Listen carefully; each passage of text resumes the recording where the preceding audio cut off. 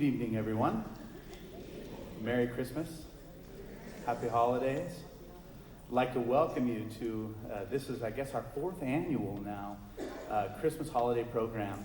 We have a really exciting program for you tonight. I'm really looking forward to it. And we're going to have a point in the concert where we're going to ask you to sing along. But that point comes a little later, so please don't join us yet. Just kidding. No, really, we have some wonderful concert programming for you tonight. We're going to start off our program this evening with a wonderful piece by Robert Shaw and Russell Bennett that was written in the 1950s. And it was a collection of carols written in 4 cantatas that essentially make up the bulk of the lexicon of Christmas carols, orchestrated by the same character that orchestrated a lot of the music, the arrangements of George Gershwin's music as well, Russell Bennett. It's a wonderful little collection of carols, and again, I hope you enjoy these. You don't need to sing yet. We'll let you know when that's coming. Thank you again, welcome, and looking forward to having you at this wonderful program tonight. I would like to recognize one person this evening before we get started. Our wonderful dean here at the College of Arts, Dean Jonathan Foreman. Where are you, Jonathan? Please stand. He's the dean of our college. Thank you very much for being here.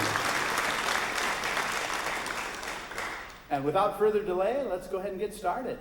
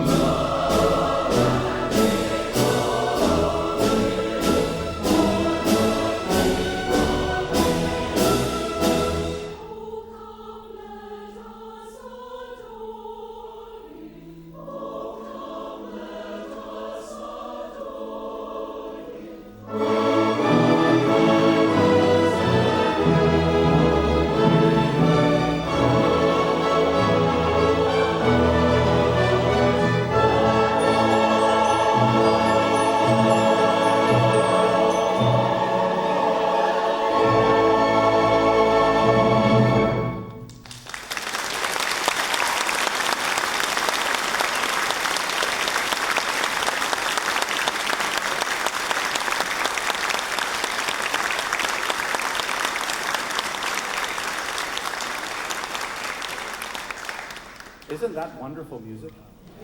I agree.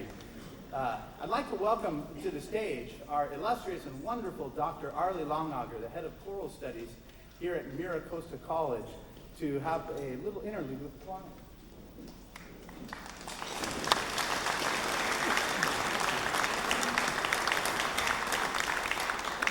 Good evening, welcome. It's my delight to share our music with you tonight.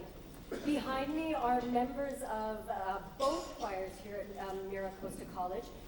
Leaving the stage is Masterworks Chorale, a chorale, as you might expect, dedicated to the study of Masterworks. And behind me now are assembling members of the chamber choir. We have two pieces for you. The first, lovely text in Latin by Palestrina, moving into a setting of a text by none other than Charles Dickens, our composer of the Christmas Carol. So here are those two songs, Palestrina and Things That Never Die.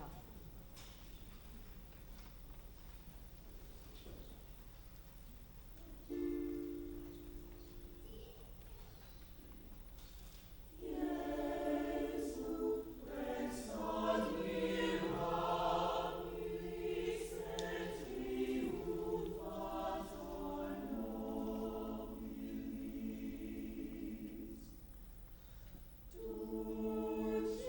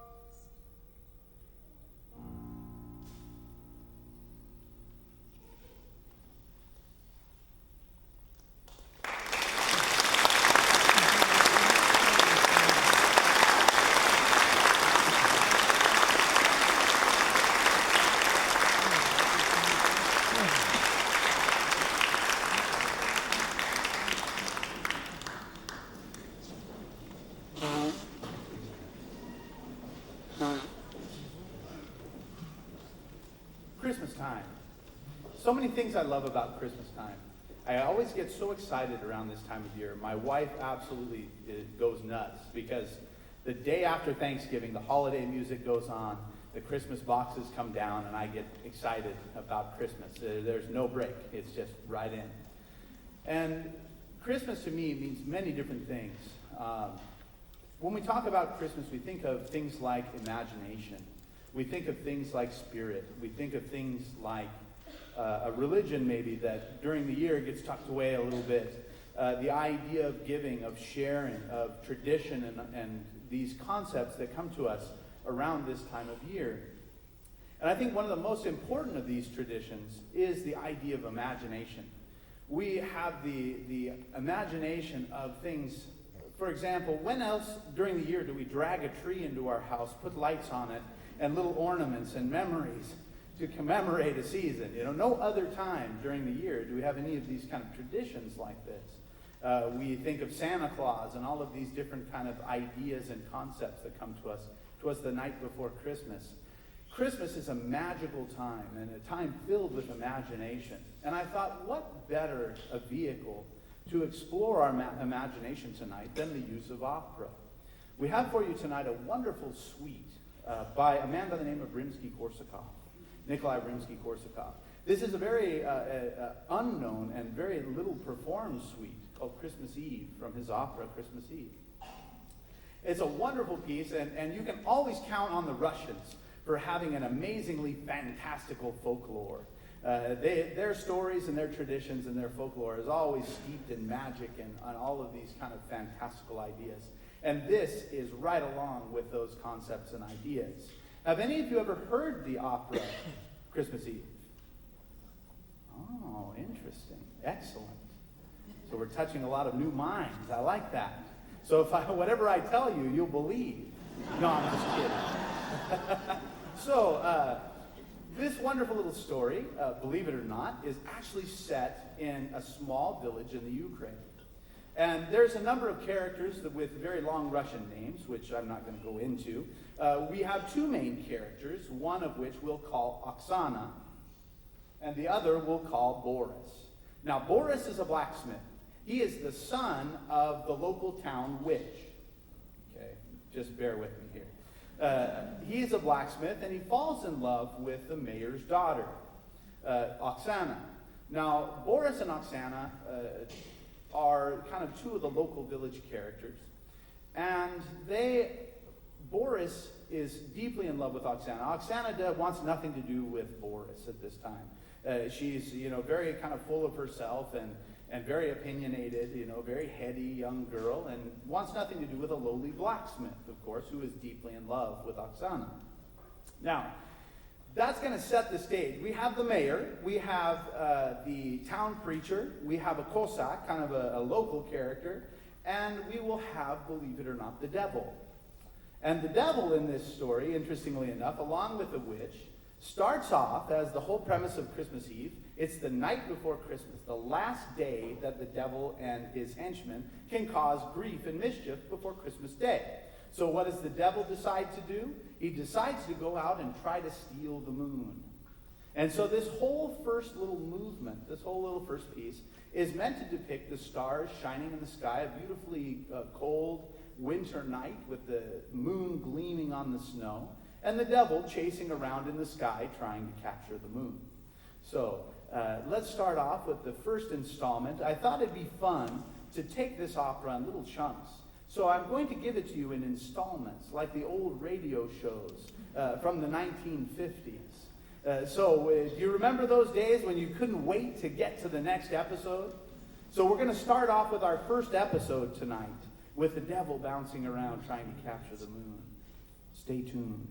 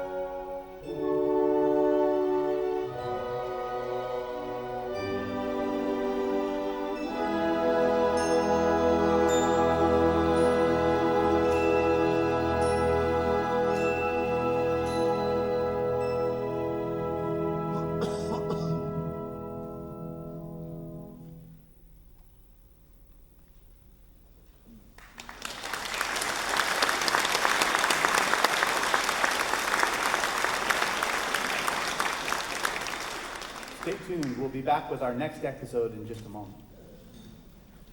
And we'd like to welcome Arlie Longauger and the choir back on for our next selection.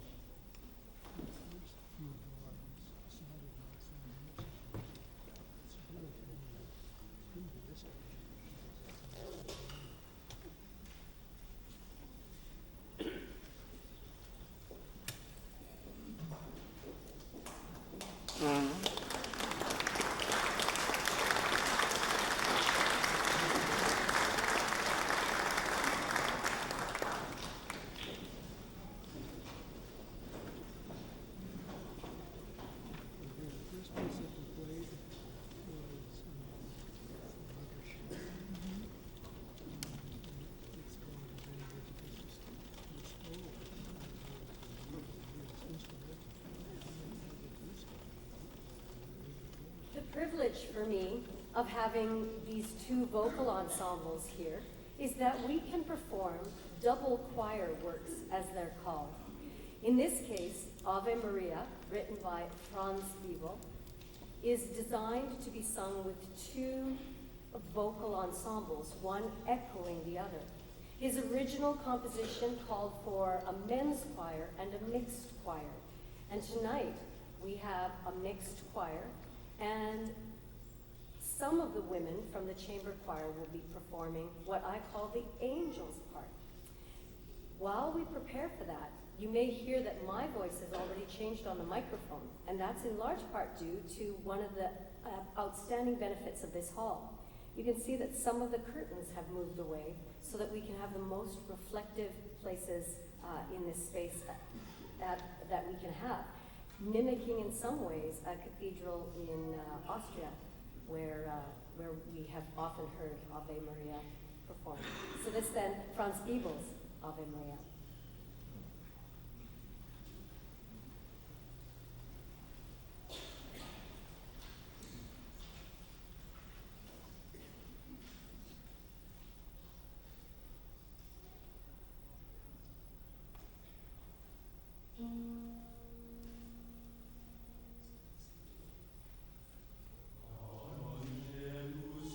Domini, und sia vit Maria.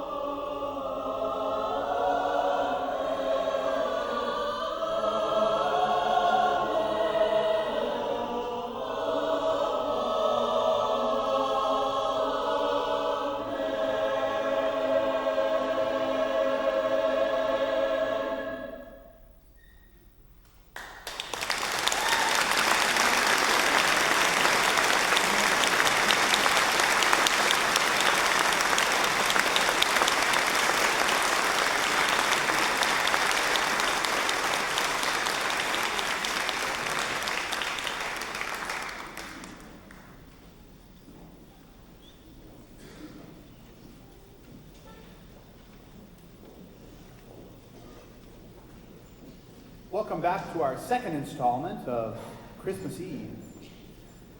Where did we leave off? That's right, the devil. The devil was rolling around the sky trying to catch the moon, but it kept falling out of his pocket. He couldn't keep it in his pocket, so he's very frustrated and down. So he decides to go to the witch's house because everyone else in the town was on their way to a party. The mayor was having the annual party, Christmas party at the town hall. And so the witch, Boris's mother, and the devil decide to plot a little bit of trouble for the rest of the townspeople. So they whip up a big blizzard. And in this blizzard, as everyone is wandering to the party, everybody gets lost, except for Boris and the witch. Now the witch stays at home. She's smart. And as all the people are wandering around, Boris finds his way to the mayor's house, where he proceeds to profess his love to Oksana.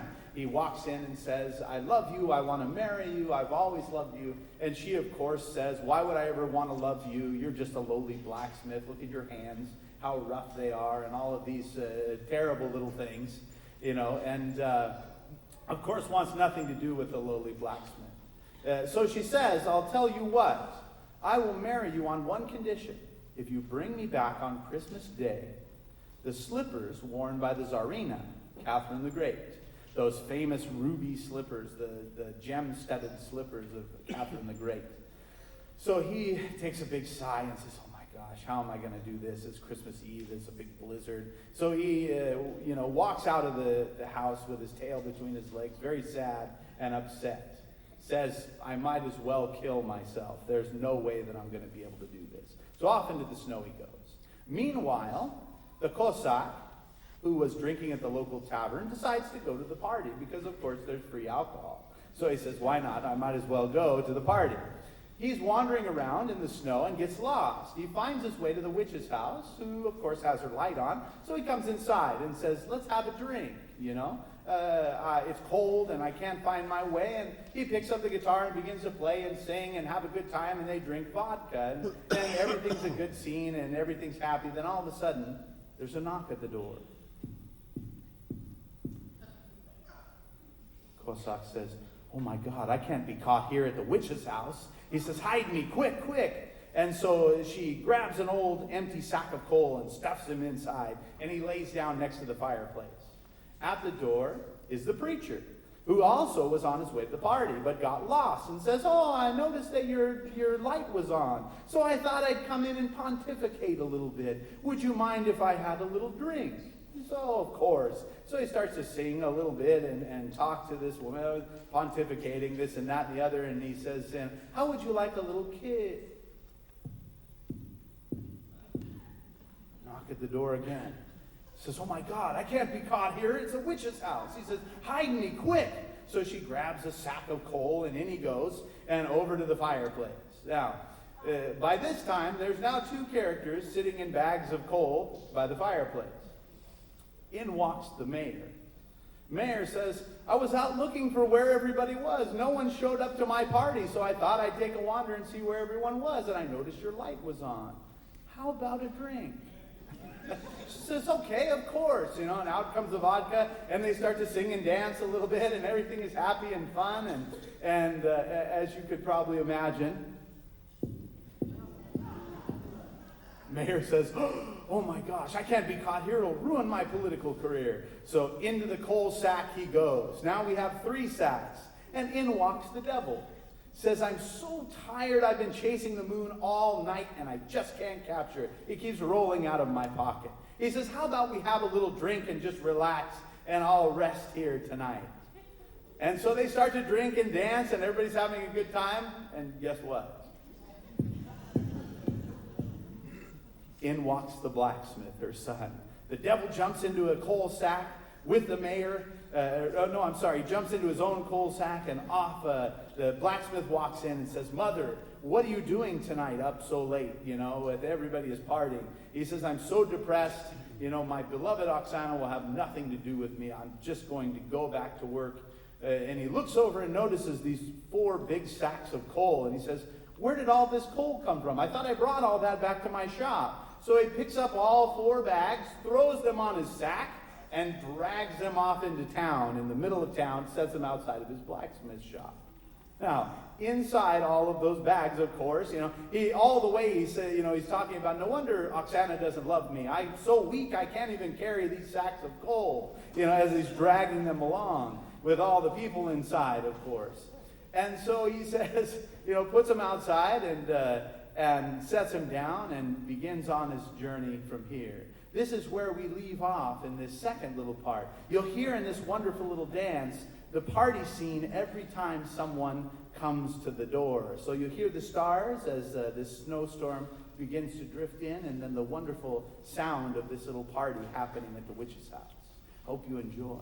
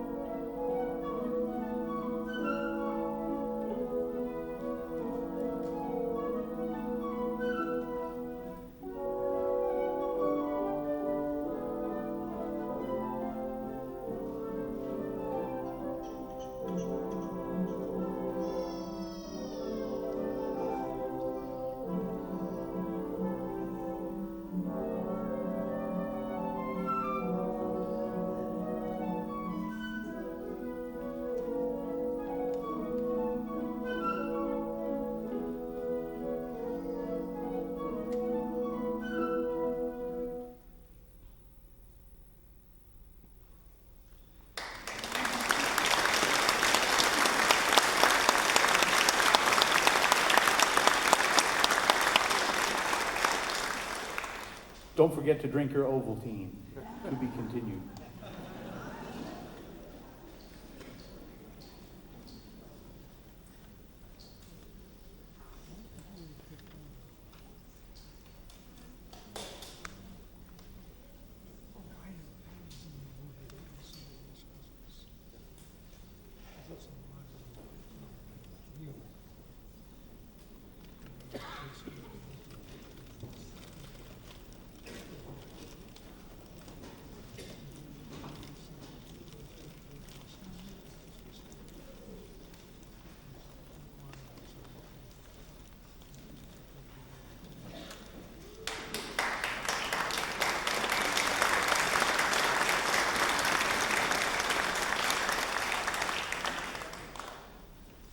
We will take a little bit of a break right after we share our arrangement that we found for First Noel.